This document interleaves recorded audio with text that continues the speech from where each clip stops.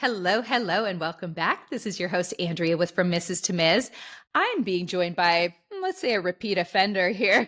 We have the wonderful Karen Viesta in the house with us today. I'm so happy to have you back to join me. How are Thank you. you? I'm so happy to be back. That's awesome. So for those of you that have not heard of Karen before, we have a previous episode with Karen, and she has her podcast called Elegant Women. And so you guys need to go check that out. Go back and listen to that podcast. But she is joining me again today, and we're just going to shoot the shit. We're going to just talk about some Yep. good stuff today. So you guys are going to want to tune in for this. We're going to talk a little bit, tease a little bit. We're going to talk a little bit about some boundaries, some lack of libido for women, and just some things that you can do to kind of spice it up with you and your partner, and also becoming your own person or your own queen, if you will. So let me introduce Karen real quick. Karen is a certified health and lifestyle coach who works with women in their 40s and 50s who want to transform their bodies and their lives. She is the founder of Elegant Women Coaching and host of the Elegant Women podcast. After going through her own midlife reinvention, Karen helps women in midlife to age powerfully, create extraordinary health and vitality, and make each new decade even better than the last. Welcome back, my friend. Happy to have Thank you. you. I am too. And this is going to be a good combo. It is. And I really love this. I love it when we just kind of talk and really just, feed off each other instead of me asking, real serious questions. I like when we just enjoy it. So let's kind of dive in. What have you been focusing on mostly when you're working with your clients that are middle-aged? What things have you noticed you've been focusing on? So, a lot of women will come to me and they'll just have this feeling of generally being stuck. And that could come from a lot of different directions, career, relationships, but I almost always get into a conversation about intimacy because Mm-hmm. a lot of my ladies are claiming that they are experiencing just a lack of not just a lack of intimacy, but a lack of desire for intimacy. Like their libido has Yes. tanked and they have this sort of hopeless feeling that this is just what happens, when you reach perimenopause and when hormones decline. And as somebody who is certified as both a health coach and a life coach, I 100% acknowledge that there is a physical component to that. There is a hormone related chemical cocktail going on in the body that is responsible for a loss of libido. But the thing that a lot of medical experts are not talking about is the fact that there is also an emotional component of that. And there's a relational component of that. And a Yes. lot of the ways that women have operated in their 20s and 30s, when they hit their 40s, it just doesn't work. It's like our body telling us we need to do things differently now. Mm-hmm. And some of those things are emotional in nature. They're things within relationships like, and you touched on it a little earlier, like good boundaries, like Yeah. more open, honest communication, like, breaking habits of people pleasing, working on self-care and self-worth. It's so interesting. I went in October, I went to Portugal with my guy and we were Mm-hmm. on the My beach and it was this guy. gorgeous day. Mm-hmm. And I just looked around and I was like, everybody looks so damn sexy. Like, what is it about you could, whether they were young, old, some of them sunbathing topless, some of them fully clothed, there was Yeah. such a sexiness about them. And I really started to think like, why don't we feel sexy like that? Like, what is it Right.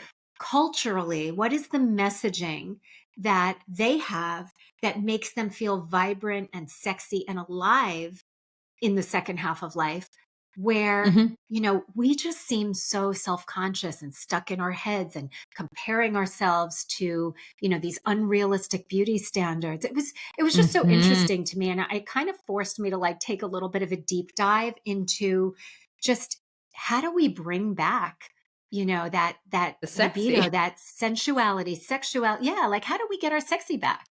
Yeah. That is such a great question. And I really feel like, in today's day and age, I think we've all become lazy, right? If you will, like the way we dress. And that could be something as simple as, I was going to church the other day and the guy's like, you don't even need, just wear sweats, your Ugg boots if you want. You don't even need to dress up at all. And I was like, I kind of thought about that and I'm like, that has become Yeah. how we are now, our culture. Like we are so lazy. I go to the Walmart or the movies. I mean, Walmart's kind of expected, but I go to like the movies or something, go to the movies or something. And everybody's walking in their pajamas and they've got their blanket and their pillow. And you're just like, is this where we are today? And I think that we've just lost that sexiness. We don't have that desire to even dress up to go out anymore, to dress up to go to church, to dress up to go on an airplane. Remember, people used to get dressed up to go on an airplane.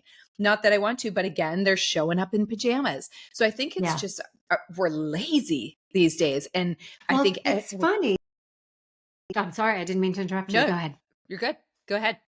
What I find funny is, on my podcast, I kind of cover all the things. So we'll have episodes on health and wellness, we'll have episodes on style, on beauty.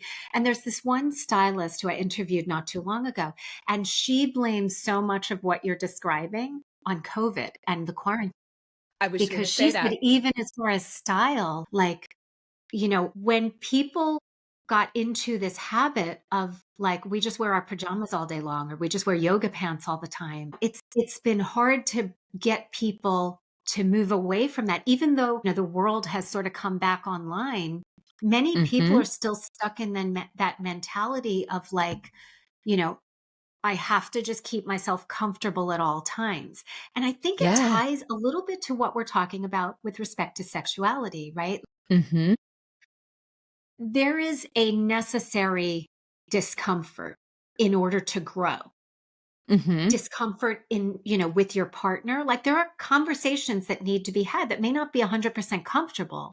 But if you want to keep your relationship healthy, you need to be willing to have that kind of open communication. There needs to Hmm. be boundaries that you set that may not be Hmm. 100% comfortable, but in order to keep your relationship healthy and your desire for intimacy strong, you need to, again, be willing to address those things. So, comfort is like, it can really be a slippery slope when we want to Yeah. always keep ourselves feeling comfortable, Hmm. because it kind of prevents us from growing and evolving, both Hmm. personally and within the context of our relationship. That is such a great point. And I totally agree with what you said about it being, I think it started from COVID because the more we started working from home, everybody's now working from home. You don't even got to get dressed up, Hmm. and they're just laying around in their comfy clothes. And then people become really comfortable with each other. And so you're not finding that sexiness in each other anymore, too. When you're constantly seeing your spouse like in their old sweaty pants, it's like, what Yeah. happened to that little bit of sexy drive? And so I totally agree with that.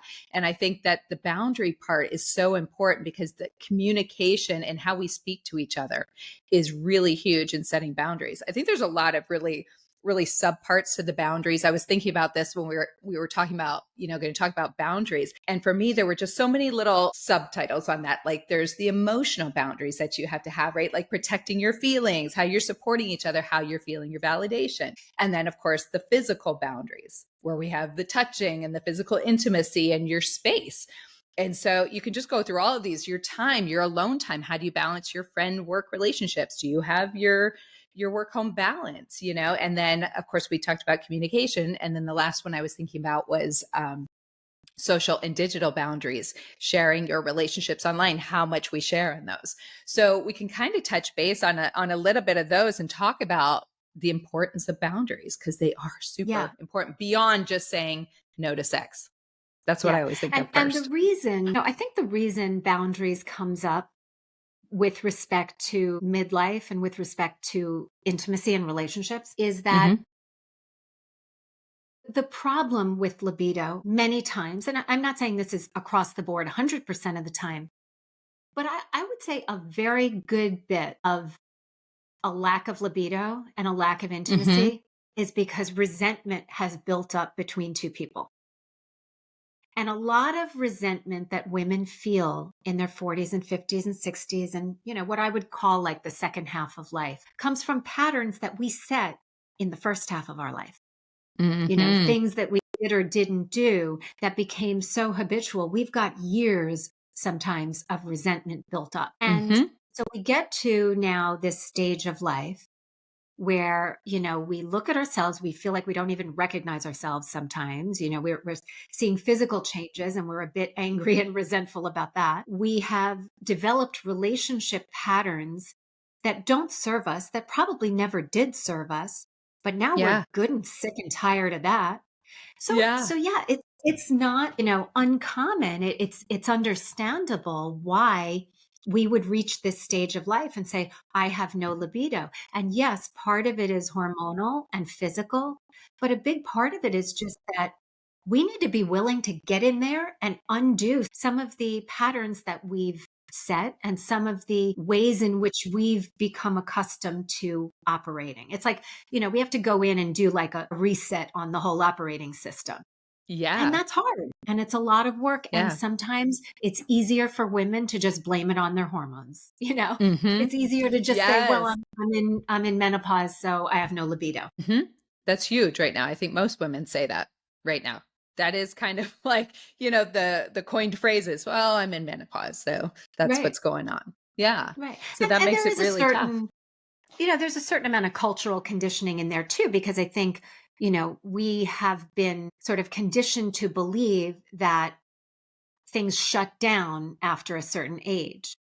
So we Mhm. kind of almost like resign ourselves to not really having a lot of spice and sexiness and intimacy, once we've hit Mhm. menopause. It's kind of some of the subconscious messaging that we've gotten from our culture all these years. But I think now what's happening is that thankfully, the narrative is changing and we have Mhm. enough examples of really sexy, vibrant women in the second half of life that a lot of Mhm. women, and hopefully it will be more and more, Mhm. a lot of women are saying, like, no, I'm not resigning myself to 30 years of bad sex or no sex at all. I'm not resigning myself to a relationship that is not satisfying and fulfilling to me. Like, women are starting to Yeah. sort of claim their place at the table and say, Mhm. it's time to make these changes. So I think Mhm. women fall into those two camps that you talked about. There's like the one group that kind of wants to bury their head in the sand and just continue to blame it on hormones. And then Yep. there's like the other, segment of the population that are like, no, I'm going to take this part of my life back. I'm going to Mhm. get my sexy back and I'm going to, I'm willing to be uncomfortable if I need to in order to Yeah. make those changes. Yeah. So what kinds of things do you think that women can start doing? Just okay, if they want to get out of this head in the sand kind of area and they want to get back to feeling sexy, they want to, get in that mindset. It's scary. I mean, it's scary, especially we talk a lot about, women that maybe don't date much or they're just coming out of divorce or whatever it might be and they're going to start dating again. So now they're going out and I'm in this boat. You Yep. have your I was too. guy. Yeah. And it's a hard place to be. And it's taken me a while to get to even where I am now because for so long I knew I needed to set those boundaries and I was more worried about what their reaction would be than worried about how my reaction would be at the end of the night or at the end of whatever happened, and I am referring to more about the physical intimacy and having sex with Mhm. someone because I think we all kind of think about that as like the first real boundary that you need to set for yourself beyond all of the other stuff. And the other stuff kind of comes into play. But, like I'm trying to just think of how to get women back out there and not be so afraid of that. And I think a little bit of it is time and the dating, and you get a little bit more comfortable, you get more confident in yourself. And then you start to go, you know what? I don't even want to do anything like that until I'm in a committed relationship. And if that person is not willing to wait for that, but my only caveat on that is, and knowing myself, and because intimacy is super important to me in a relationship, it does worry me to go, I want to wait till I'm in that committed phase before we are sexually together. And then you get together and then it sucks. And then you're now Right, stuck in right, this, right? You want to kind right. of test drive the car. And so I think that's always kind of a worry for women too. Do you have a lot of people ask you about that? I They're do. kind of And worried. and I think like you, I was in the same boat. I was divorced after 24 years of marriage. Going online and dating was the most terrifying thing to me. Like at a certain point I just had to Yes. force myself to do it because I knew that I was Yes. avoiding it and it, because it was so scary. Mhm. I think when women, and in fact, I have a woman in my coaching group right now who's in the exact same boat. She's newly broken up, newly single and starting to date. And I think that Mhm.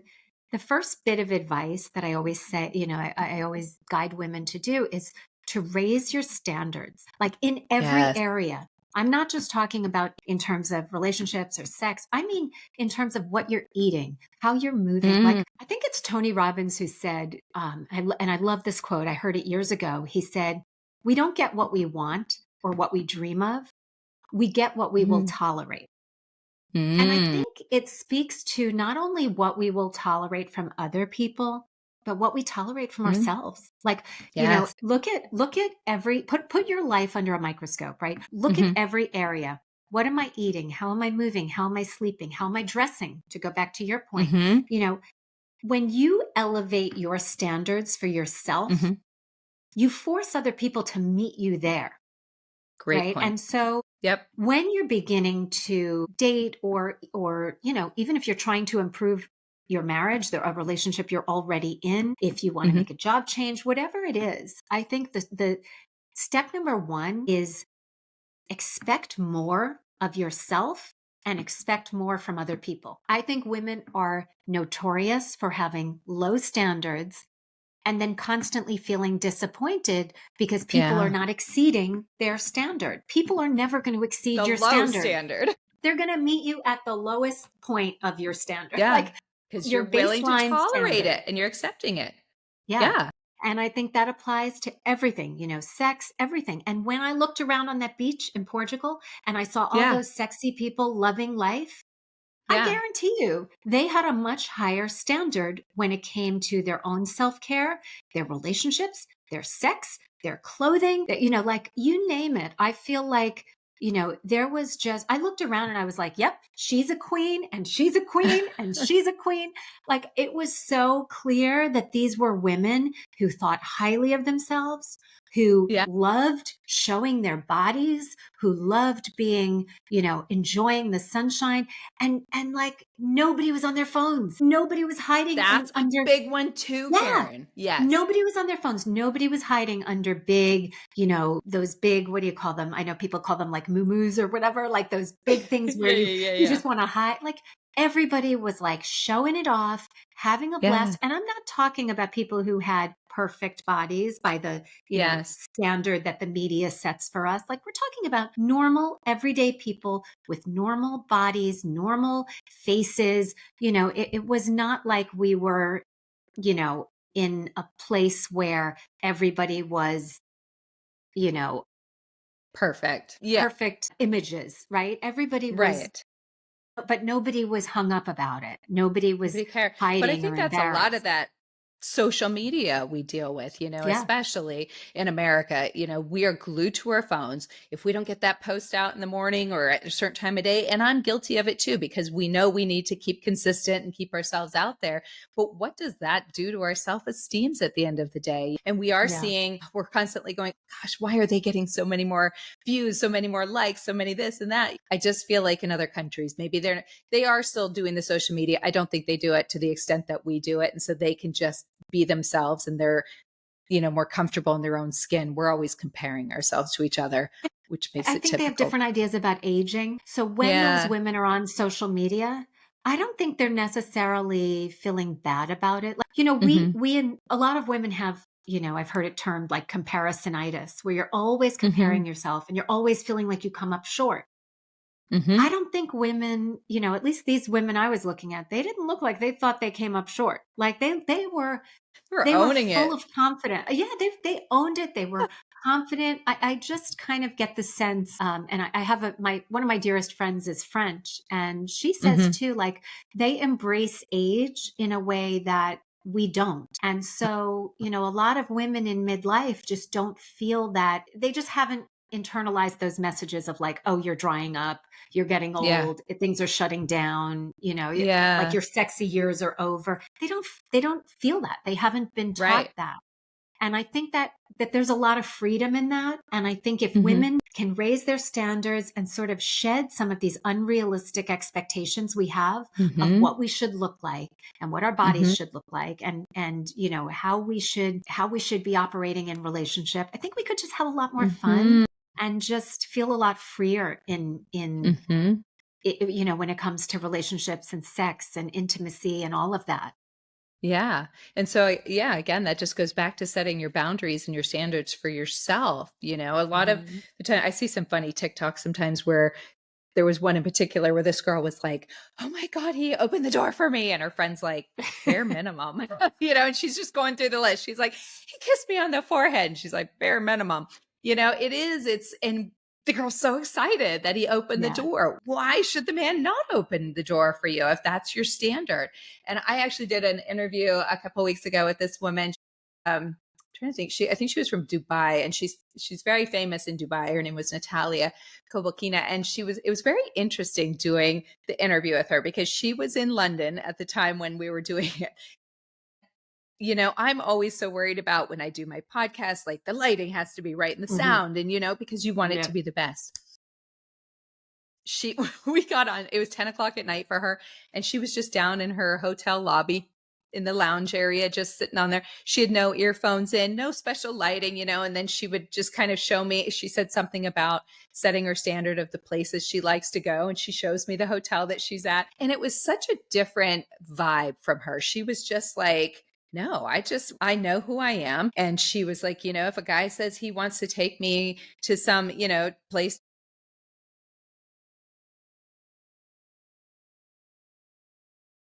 Yeah.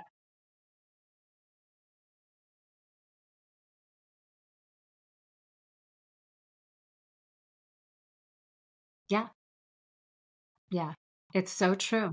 It's so true. And we need to stop feeling guilty about stuff like that. We need to stop. Yeah. Like, I think, another part of it is that we have to give ourselves permission Mm-hmm. to experience pleasure, to Mm-hmm. have somebody treat us like a queen, to demand that somebody treat us like a queen, to treat Mm-hmm. ourselves like a queen, right? Like Right. we have a lot of resistance to. Yes. And again, it goes back to just cultural conditioning, right? If we've been taught to be the good girl, we want to Mm-hmm. be quote unquote low maintenance. Mm-hmm. I love that term. It's such an affront to women, and yet women seem to think it's great to be low maintenance. Low maintenance. Think about things you care about, your car, a Mm-hmm. great handbag that you love. Mm-hmm. Like, we maintain those things because they're important to us. So the idea that any woman would strive to be low maintenance, it's like, no, honey, you be high maintenance. You maintain yourself Yes. well, and you make sure everybody else maintains you well. Like, you are the queen, you are the prize. Stop feeling Mm-hmm. guilty about sitting at the table and demanding the kind of treatment that you deserve, right? I'm I love sure that. women are very generous and nurturing and loving in relationships. There's Mm-hmm. nothing wrong with expecting our partners to recognize that and appreciate that and value us, Mm-hmm. the way that we should be valued. So Yes. it's almost just like a retraining. We really have to go back in and unravel all of those old ideas we had. And it's the same with sexuality and pleasure, right? It's that Mm-hmm. puritanical idea that, the man should initiate and the woman shouldn't Mm-hmm. demand too much, or the woman should be Mm-hmm. agreeable, or like, no, we No. need to feel comfortable to have those conversations, to make sure that we are experiencing pleasure, to make sure that we're being Mm-hmm. satisfied in every way, emotionally, physically. Mm-hmm. I think that can be a little bit of a sticking point too, is that a lot of women just don't feel worthy of it. Mm-hmm. That is a big one. I think they don't feel worthy. And I also feel that they don't sometimes feel like they know, how am I trying to say it? Like they don't know enough about it. Like they're a little bit insecure Mm, about their bodies or what they, were so worried about. Oh, is that yeah. role showing or is, Yeah. this showing, whatever it might be. And so I think that's a big part of it too. So I'll let you kind of emphasize a little bit Yeah. more on what you were going to say. Yeah, well, I think when women come to me and they have issues with that or they're complaining about that, sometimes because there is so much there to unpack, whether Mm-hmm. it's a religious upbringing. Like there's just a lot around sexuality. Sometimes I think the Mm-hmm. best access point is actually sensuality because, Mm-hmm. it's hard to right off the bat tell a woman, well, in your relationship, you should do this and this and this and that. I'm reluctant to do that. But what I can guide her to do, and what is often a lot easier, is the sensual aspect, the sensory aspect, right? Get a luxurious body lotion, take a hot bath, like go take a Mm-hmm. walk in the woods, pay attention to the way your food tastes, like really enjoy and savor things. I think so much of sex, of good sex, is Mm-hmm. sensory, like all Yes. five senses engaged.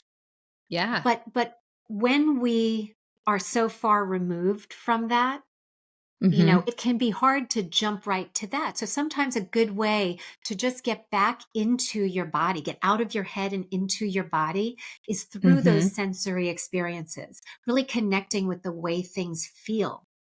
Yeah. And then from there, I think it just has like a natural effect of Mm-hmm. seeping into sexuality. So I think sensuality, if there are listeners out there who are like, I have a lot of work to do and I don't know where the heck to begin, that's a Start with great that. place, is like, pay it, get out of your head. We spend so much time up in our thoughts for Yes. thinking and spinning in our minds. When you Mm-hmm. can sort of quiet that down and get into your body and just start feeling things and getting, gaining an understanding of what feels good to you and what doesn't, what you like, what you don't, those things all have a way of Mm-hmm. moving into sexuality and relationship. They do. And I will say that we're always worried a little bit about the end zone, right? We want to make sure we're always worried, oh my God, am I going to orgasm at the end, or am I going to Hmm. please him, or all of that? And I've been guilty of that over the years too. I'm getting real personal here, but I hardly ever orgasm from sexual intercourse. Yeah. I could probably That's name most it a few women, times. actually. Yeah, yes. Yeah. Yes. And so I've learned to really appreciate the Hmm. sensual part of it, the Hmm. sensory stuff, where I've even said to the man, and this is where it comes in about your communication and setting that with your person, is I've said to him, hey, listen, it don't worry about it if I don't climax at the end. It's for me, the foreplay and Yeah. getting to that point that far outweighs anything else. And it takes me on an entirely different journey. And I think we're always so worried about rush, hurry up and get to the end, Yeah. or faking it at the end to make them feel good. I don't do any of that anymore. I just really enjoy it. And a lot of women are scared to do that. And again, it comes back to the communication and how you speak with each other and finding that common ground or something that you can feel comfortable talking about. So I think that's a big part when we're talking about the sexual experience, is to really figure out a way to communicate with your partner on what works and what doesn't. And it's okay if one thing doesn't happen, but something else does. Yeah. Yeah. And also again, getting comfortable feeling like it's you're worthy of that. Like it's Mhm. okay to go to my It's partner and okay. say, you know what, I need a little more time spent doing this, or I need, Yes. I need that to slow down. Another funny thing that came to mind when you were talking is I have a friend who says, I'm sure she got this from somebody else, but she was the one who said it to me. And I was like, that's brilliant. Foreplay Mhm. begins at breakfast, right? Like Oh, love it. real good sex starts long Yeah. before you ever get into the bedroom. It 100%. starts with just the way that you speak to each other, the way that you touch each other, the way that you send sexy texts throughout the day, Mm. the way, there's a buildup that, if recondition ourselves to think about Mhm. foreplay as being all of the things that happen throughout the day and not just what's happening in the bedroom, we Mhm. can totally elevate our experience. But Yeah, again, it's just like retraining ourselves to think about our relationships and about sex differently. differently. And it's been interesting talking. We were talking a little bit before about menopause. So I have a group of women that I hang out with regularly. And so that will come up a lot. We're all in that same kind of age range.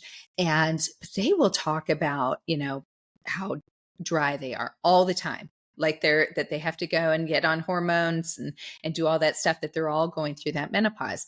And it's fascinating to me because I'm pretty sure I'm in menopause now. I haven't gotten a period in years, so I don't really know. I'm pretty sure I'm in that area because I don't sleep well and I get the hot flashes and all of that.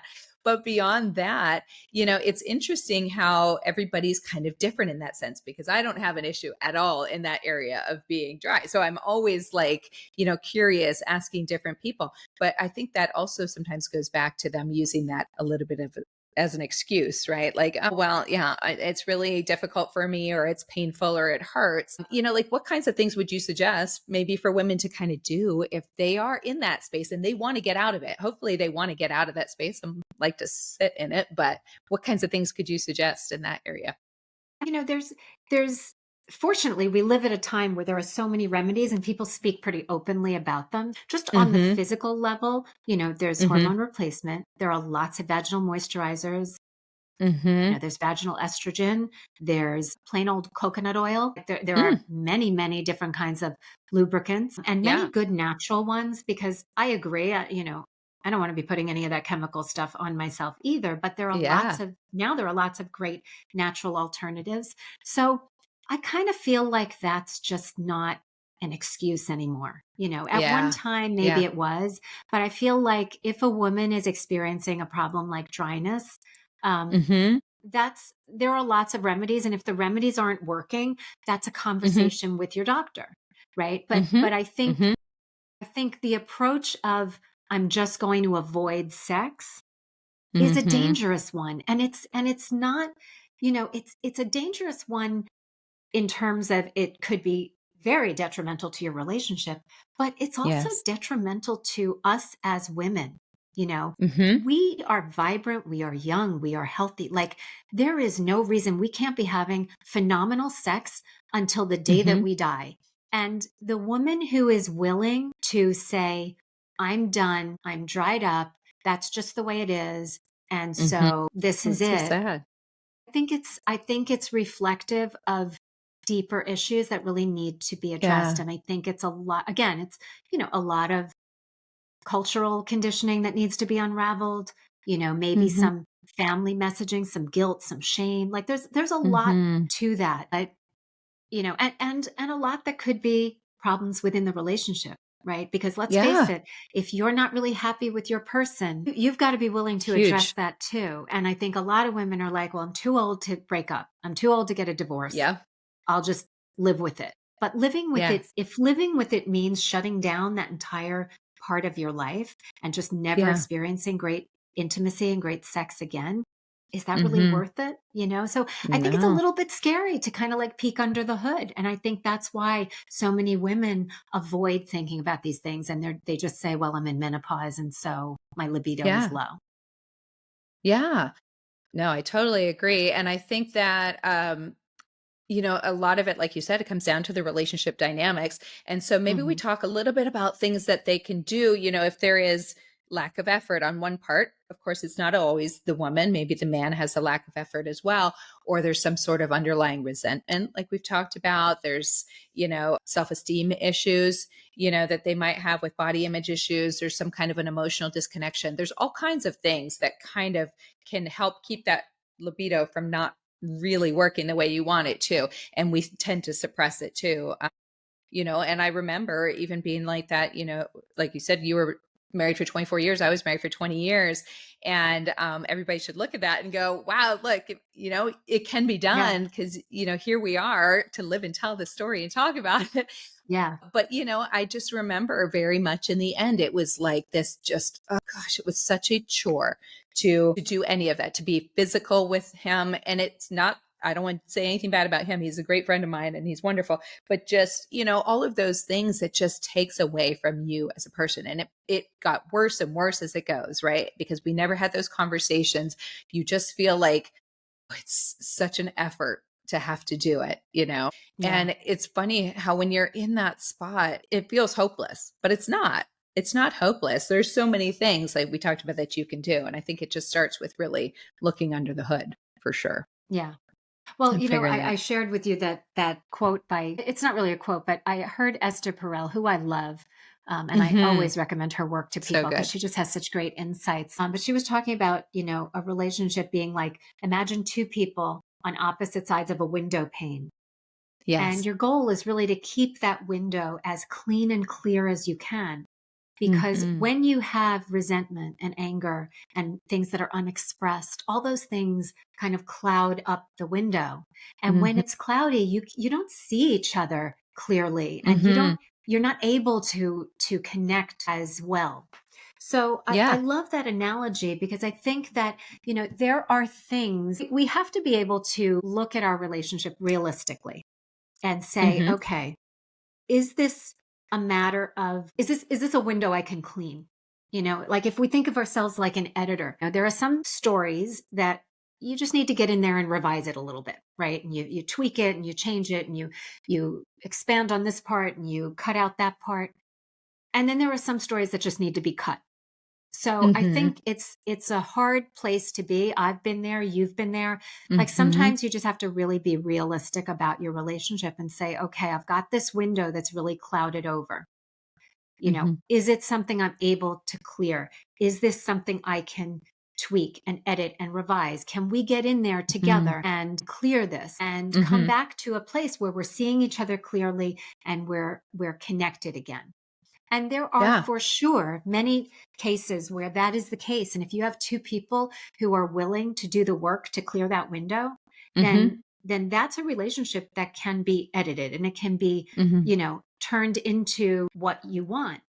But then Mhm. there are relationships that for whatever reason, either you don't have a partner who's meeting you halfway, or one or the other of you is just not emotionally fit and able to do the Mhm. work needed. There are cases where it's just not a relationship that can be revised and edited. It needs to be cut. Yeah. Yeah. And And so recognizing those are, that is tough. yeah, and those are big conversations, and they're Mhm. conversations we have to be brave enough to sit down Mhm. with our partner and open up that conversation and be really honest. And again, it's so hard that a lot of women will avoid it, Yes. sometimes for They'd rather just sit in years despair. and years. But that's, if anything, it's encouraging, because there are many relationships that, when you get in there and you're both healthy and you're both, emotionally committed enough to do the work, Mhm. it can be done. So, Yeah. part of it, as I said, is just being uncomfortable, being willing to like open up that uncomfortable conversation and express your needs honestly and feel worthy of whatever it is that you want, and Mhm. raise your standards and kind of, demand that this is important to me. Here's where I need you to meet me. Here's what I Yeah. need from you. Can you give this to me? Yeah. And I think that goes back to us talking about all the topics we've discussed today, the boundaries and becoming your own queen, because becoming your own queen is doing just that. It's setting your own emotional boundaries and what you're going to accept. So if you reach out to your partner and you want to have these conversations, you're at your bottom and it's not going up from here right now. So you got to do something. You reach out to have those conversations and they're not willing to meet you there or to be open to those conversations. That alone, you have to look at that and go, okay, if he's not even willing to try with me, or, as a man, she's not even willing to try, where do you even go from there? And so that's about really recognizing yourself, what you're willing to put up with. And again, your standards, because a lot of times we'll just be like, well, he doesn't want to talk about it. And then we just kind of go on. Well, great for him. He doesn't want to say anything and you don't, Yeah. it's And easy that, to do that. going back to boundaries, like when you set a boundary with someone, when you say, like, this is what I need, and Hmm. if this isn't something we can address, then I can't be in this relationship. Part Hmm. of having strong boundaries is enforcing them. So Hmm. it's not Yes. enough to say it. You have to be Yes. willing to then walk away. Like Yes. And that's really that's the really the hardest thing. part, Karen. Yeah. That's the hardest part. You can set your boundaries all day long, but if you're not going to enforce them, then it doesn't matter. Yeah. Yeah. And if you're really clear about that boundary and you say, if you do, I always tell people, use this template with a boundary. If you do this, I'm going to do that. Right? Like Mhm. if Mhm. it's somebody has to be really clear that this is what you expect. And if Mhm. they're not going to meet you there, then this is going to be my response. If you Mhm. continue to raise your voice, then I'm going to walk away until we can have a civil conversation.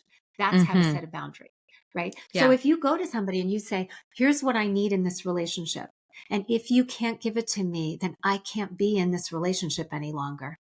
Mm-hmm. Then if that's the boundary, you need to, out of self-respect, Be be willing to willing to walk away. enforce it, right? Mm-hmm. Mm-hmm. And if you We don't we get do what you that all the need, time what do you with do with people. that? Yeah. Yeah, and that's a pattern Yeah. women are setting all the time, right? They're saying these Mm-hmm. words, they're Mm-hmm. they're setting the boundary, but they're not enforcing it. And so Mm-hmm. partners get in the habit of just not taking the boundaries seriously. That's Mm-hmm. part of the problem with boundaries, right? There's that additional piece of you need to enforce it. If you Yeah. communicate that, you need to then enforce it for yourself. Like that's the Yes. self-respect piece. That's the piece of like you're a queen, you know. Mm-hmm. Queens enforce their boundaries. And that's Yes, they part do. of getting really good at boundaries and part of having really Mm-hmm. healthy, mutually supportive relationships. It's not just having the Mm-hmm. boundaries, but it's being willing to enforce them. Yeah. And it's also about loving yourself enough to do that, loving yourself to set your boundary, enforce it, and know that if you have to walk away, then you have to walk away, or you can't just keep giving in. And I will say it's not an overnight process, right? It's definitely a marathon. It's not a sprint. And you and I can attest for that, how many, years we've gone through this. I Mm-hmm. feel like I am just coming into that in the last couple years myself, where I'm able to fully set a boundary, know what I need, know what I want in a certain relationship, whether it's a friendship or Mm-hmm. an intimate romantic relationship, and really enforce that. It's not easy. It's not easy to No. do, right? It's And it's it's let definitely me tell you, I was your class A people pleaser. Like yeah. for me to have the boundaries that I have now is like Uh-huh. a miracle. Like anybody can do it because I was Yes. so conditioned to be a good girl. I was such a Mhm. people pleaser. I put myself, last on my list of priorities. Like I really Mhm. this was a journey for me and it was hard, Yeah. but you just I think a big part of it was that perimenopause transition. Like something happens. I almost think it's like a second puberty. Like the way Yeah. in puberty everything changed, you felt like your world turned upside down and you had to like Yeah. reimagine everything and figure out your identity, and your body was changing and your social circle was changing. Like it was just a whole Yeah. transformation. I feel like that's what happens to us in perimenopause and menopause. It's like the physical and the Agreed. emotional sort of collide. And even though it's so unsettling and we can feel so disoriented by it, I Yeah. think in some ways it was like it enabled me to become so much healthier, have so much, and to have relationships that are so much healthier. So Oh, I it's love that. work that is worth doing. It's not easy, It's but like it a is new person. so worth it. Yeah. Yeah. So if we were going to sum it up for the listeners of things that they could maybe do, small steps to just get Mhm. started, to become a queen for themselves or to set their Mhm. boundaries, what kinds of things would you suggest that they do? Just little things that they could Mhm. make adjustments on. Yeah, so as we talked about, raising standards, getting out of your head into your body, connecting more Mm-hmm. with your body and what you love and what feels good, all five senses, good Mm-hmm. boundaries, communicating what you need and knowing that you deserve it, that you're worthy I of it. love that. Um and and yeah, just not feeling guilty about pleasure, Yeah. knowing that Yeah. it's your birthright and giving it to yourself in every single way that you can, and Mm-hmm. expecting to receive it, from others and especially from your partner. Oh, I love that. Those are all great tips and things that is very easy to start working on little by little. And eventually it just grows bigger and bigger. Like you and I both said, the growth that we've had over the last however Mhm. many years to show, I don't even think, and you could probably attest for this as well, that my old me would recognize me today. Yeah. It would be I think I'd be sad if I went back and had a glimpse of how I was back then, because I was very much a yes person and pleasing person as well. So I think it's just about little steps. So Yeah. that's so good. Oh my gosh, Yeah. I love having you, Karen. That was such a great conversation. And Thank you. I love yeah, being and here. it's so fun just to, just really just talk about stuff that we're all intimidated by or afraid of doing, and taking those little steps. But to me, staying in a unhealthy, unhappy, dissatisfying relationship is way worse than actually taking those steps and just going for it and trying to make a Yeah. difference in your own life. And part of it is just like, it's so exciting. Like I Hmm. think as much as it is scary to make Hmm. some of these changes, and the process of transforming Hmm. and the realization that we've got like, potentially another 40 years ahead of us, right? Mm. 40, 50 years we could be on this earth. Like Yeah. the idea of transforming and reinventing ourselves can be very exciting if we let it. So exciting. I totally Like, agree. It is. It's like, wow, because you feel like a new person. You're not yeah, stuck in this mundane, complacent life that you're just living every day just to get through the day. yeah. I've just become more, I really love, when you start to recognize, and this is part of becoming your own queen and knowing who you are, is when you become just as happy even being alone as you are with Hmm. somebody. You can have that great balance. I used to hate being alone. I used to hate it. I was like a perpetual dater for so long because I just didn't want to sit by myself. And it was not even somebody I was maybe attracted to or want to go. I'm like, yeah, I'll go, just to get out. And now it's become, I have to be careful because I don't want to be like alone too much, Right, but right. I really enjoy it. And so it's really nice to be in a spot where you actually love being alone as well. And I think that's just about loving who you are, Yeah. because And I once you think love who that you are, comes, when you take these steps, when you make these changes, however small, there is a hmm certain momentum that starts to build, right? Like you probably hmm went through it too. Like, some of hmm the things I did were small things. They weren't necessarily hmm groundbreaking, but you do them and you do it a little more and you do it a little more and you start to see the effects.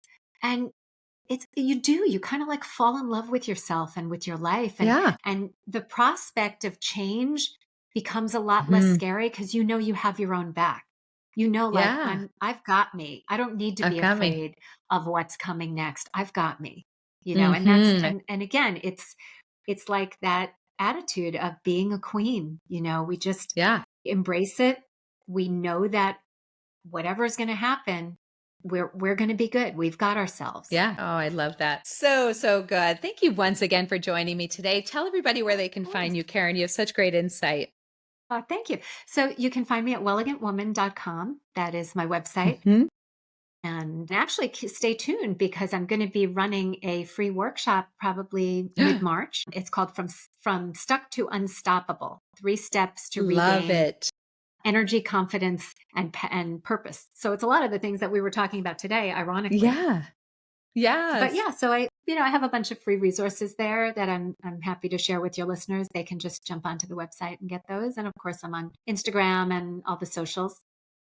Yes, wonderful. I'll have all of that in the show notes for everybody so they know where to find you. And we'll get them in there for that free course too. I love that. I love that. So, to all the listeners out It's there, I going to be hope you fun. enjoyed this. Yeah, it's going to be amazing. And I hope you guys enjoyed listening to this conversation with Karen and I. This just was a real raw conversation about, we're living. We're living it, Yep. whatever we're doing. We're walking the walk with you. We Just know that. So yeah, we've both been through it. We welcome any questions that you want to send our way. So you can email me at info@FromMrs.to Ms.net. And again, we'll have Karen's information on the show notes. And you can find me on Instagram and TikTok at from.mrs.2.ms. So we will see you guys next week. Thank you for joining us. Thanks, Karen. Thank you. All right. Okay, bye.